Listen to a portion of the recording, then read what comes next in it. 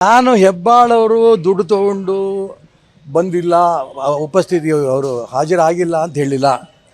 D K Shivakumar ಅವರು ಸಿದ್ದರಾಮಯ್ಯನವರು 50 ಕೋಟಿ ರೂಪಾಯಿನ ಕಾಂಗ್ರೆಸ್ನವ್ರಿಗೆ ಆಫರ್ ಮಾಡಿದ್ದಾರೆ ಭಾರತೀಯ ಜನತಾ ಪಾರ್ಟಿಯವರು ಅಂತ ಹೇಳಿದ್ದಕ್ಕೋಸ್ಕರ ನಮಗೆ ಎಷ್ಟು ಆಫರ್ ಮಾಡಿದರೆ, ಹಾಗಾದರೆ ಅವರಿಬ್ಬರು ಬಂದಿಲ್ಲಲ್ಲ, ಅವ್ರಿಗೆ ಎಷ್ಟು ಆಫರ್ ಮಾಡಿರ್ಬೋದು? 100 ಕೋಟಿ ಆಫರ್ ಮಾಡಿದಾರಾ? ಈ ರೀತಿ ಹೇಳಿದೆ ವಿನಃ ಹೆಬ್ಬಾಳವರು ದುಡ್ಡೇ ತೊಗೊಂಡ್ಬಿಟ್ಟಿದ್ದಾರೆ, ಅದೇ ರೀತಿ ಎಸ್ ಟಿ ಸೋಮಶೇಖರ್ ದುಡ್ಡು ತೊಗೊಂಡ್ಬಿಟ್ಟಿದ್ದಾರೆ ಅಂತ ನಾನು ಹೇಳಿಲ್ಲ.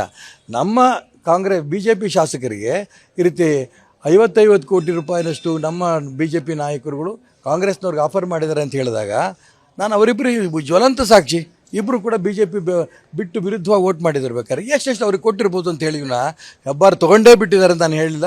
ಹಂಗಾಗಿ ಕಳ್ಳನ ಮನಸ್ಸು ಹುಳ್ಳುಳಿಗೆ ಅಂತಾರೆ ನೋಡ್ರಿ, ಹಾಗೆ ಇದು ಪ್ರಶ್ನೆ. ಅದಕ್ಕೆ ಅವರು ಹೇಳಿರೋದೇನು ಅಂದರೆ ಸರ್, ಈಶ್ವರಪ್ಪನವರಿಗೆ ರಾಜೀನಾಮೆ ಕೊಡೋ ಪರಿಸ್ಥಿತಿ ಏನಕ್ಕೆ ಬಂತು ಅಂತೇಳಿ ನಾಡಿನ ಜನತೆಗೆ ಗೊತ್ತು. ನಾಡಿನ ಜನತೆ ಅದು ಗೊತ್ತಿದೆ. ಈಶ್ವರಪ್ಪ ನಿಷ್ಕಳಂಕ, ಯಾವುದೇ ಸಮಸ್ಯೆ ಇಲ್ಲದೇನೆ ಅವರು ಕ್ಲೀನ್ ಚಿಟ್ ತೊಗೊಂಬಂದಿದ್ದಾರೆ, ಅದು ರಾಜ್ಯ ಜನಕ್ಕೆ ಗೊತ್ತಿದೆ. ನಾನು ಹೆಬ್ಬಾಳವರು ದುಡ್ಡು ತೊಗೊಂಡು ಬಂದಿಲ್ಲ, ಉಪಸ್ಥಿತಿ ಅವರು ಹಾಜರಾಗಿಲ್ಲ ಅಂತ ಹೇಳಿಲ್ಲ. ಡಿ ಕೆ ಶಿವಕುಮಾರ್ ಅವರು ಸಿದ್ದರಾಮಯ್ಯನವರು 50 ಕೋಟಿ ರೂಪಾಯಿನ ಕಾಂಗ್ರೆಸ್ನವ್ರಿಗೆ ಆಫರ್ ಮಾಡಿದ್ದಾರೆ ಭಾರತೀಯ ಜನತಾ ಪಾರ್ಟಿಯವರು ಅಂತ ಹೇಳಿದ್ದಕ್ಕೋಸ್ಕರ ನಮಗೆ ಎಷ್ಟು ಆಫರ್ ಮಾಡಿದರೆ, ಹಾಗಾದರೆ ಅವರಿಬ್ಬರು ಬಂದಿಲ್ಲಲ್ಲ, ಅವ್ರಿಗೆ ಎಷ್ಟು ಆಫರ್ ಮಾಡಿರ್ಬೋದು? 100 ಕೋಟಿ ಆಫರ್ ಮಾಡಿದಾರಾ?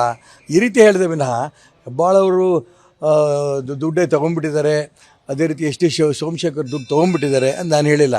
ನಮ್ಮ ಕಾಂಗ್ರೆಸ್ BJP ಶಾಸಕರಿಗೆ ಈ ರೀತಿ 50 ಕೋಟಿ ರೂಪಾಯಿನಷ್ಟು ನಮ್ಮ BJP ನಾಯಕರುಗಳು ಕಾಂಗ್ರೆಸ್ನವ್ರಿಗೆ ಆಫರ್ ಮಾಡಿದ್ದಾರೆ ಅಂತ ಹೇಳಿದಾಗ ನಾನು ಅವರಿಬ್ಬರು ಜ್ವಲಂತ ಸಾಕ್ಷಿ.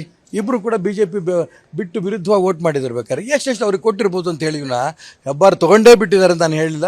ಹಂಗಾಗಿ ಕಳ್ಳನ ಮನಸ್ಸು ಹುಳ್ಳುಳಿಗೆ ಅಂತಾರೆ ನೋಡ್ರಿ, ಹಾಗೆ ಇದು ಪ್ರಶ್ನೆ. ಅದಕ್ಕೆ ಅವರು ಹೇಳಿರೋದೇನು ಅಂದರೆ ಸರ್, ಈಶ್ವರಪ್ಪನವರಿಗೆ ರಾಜೀನಾಮೆ ಕೊಡೋ ಪರಿಸ್ಥಿತಿ ಏನಕ್ಕೆ ಬಂತು ಅಂತೇಳಿ ನಾಡಿನ ಜನತೆಗೆ ಗೊತ್ತು. ನಾಡಿನ ಜನತೆ ಅದು ಗೊತ್ತಿದೆ. ಈಶ್ವರಪ್ಪ ನಿಷ್ಕಳಂಕ, ಯಾವುದೇ ಸಮಸ್ಯೆ ಇಲ್ಲದೇನೆ ಅವರು ಕ್ಲೀನ್ ಚಿಟ್ ತೊಗೊಂಬಂದಿದ್ದಾರೆ, ಅದು ರಾಜ್ಯ ಜನಕ್ಕೆ ಗೊತ್ತಿದೆ. ನಾನು ಹೆಬ್ಬಾಳವರು ದುಡ್ಡು ತೊಗೊಂಡು ಬಂದಿಲ್ಲ, ಉಪಸ್ಥಿತಿ ಅವರು ಹಾಜರಾಗಿಲ್ಲ ಅಂತ ಹೇಳಿಲ್ಲ.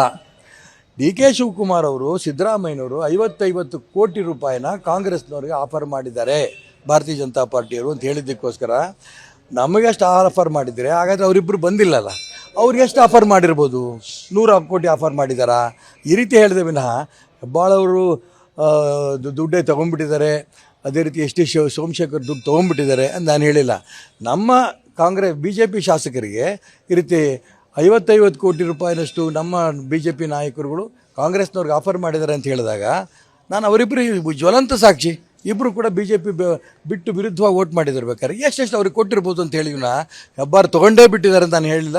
ಹಂಗಾಗಿ ಕಳ್ಳನ ಮನಸ್ಸು ಹುಳ್ಳುಳಿಗೆ ಅಂತಾರೆ ನೋಡ್ರಿ, ಹಾಗೆ ಇದು ಪ್ರಶ್ನೆ. ಅದಕ್ಕೆ ಅವರು ಹೇಳಿರೋದೇನು ಅಂದರೆ ಸರ್, ಈಶ್ವರಪ್ಪನವರಿಗೆ ರಾಜೀನಾಮೆ ಕೊಡೋ ಪರಿಸ್ಥಿತಿ ಏನಕ್ಕೆ ಬಂತು ಅಂತೇಳಿ ನಾಡಿನ ಜನತೆಗೆ ಗೊತ್ತು. ನಾಡಿನ ಜನತೆ ಅದು ಗೊತ್ತಿದೆ. ಈಶ್ವರಪ್ಪ ನಿಷ್ಕಳಂಕ, ಯಾವುದೇ ಸಮಸ್ಯೆ ಇಲ್ಲದೇನೆ ಅವರು ಕ್ಲೀನ್ ಚಿಟ್ ತೊಗೊಂಬಂದಿದ್ದಾರೆ, ಅದು ರಾಜ್ಯ ಜನಕ್ಕೆ ಗೊತ್ತಿದೆ.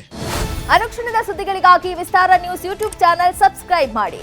ಹೊಸ ಸುದ್ದಿಗಳ ನೋಟಿಫಿಕೇಶನ್ಗಾಗಿ ಬೆಲ್ ಐಕಾನ್ ಕ್ಲಿಕ್ ಮಾಡಿ. ಲೇಟೆಸ್ಟ್ ಅಪ್ಡೇಟ್ಸ್ಗಾಗಿ www.vistaranews.com ವೆಬ್ಸೈಟ್ಗೆ ವಿಸಿಟ್ ಮಾಡಿ. ಅಂಗೈಯಲ್ಲೇ ಜಗತ್ತಿನ ಸುದ್ದಿ ತಿಳಿಯಲು ವಿಸ್ತಾರ ನ್ಯೂಸ್ ಕನ್ನಡ ಆಪ್ ಡೌನ್ಲೋಡ್ ಮಾಡಿ.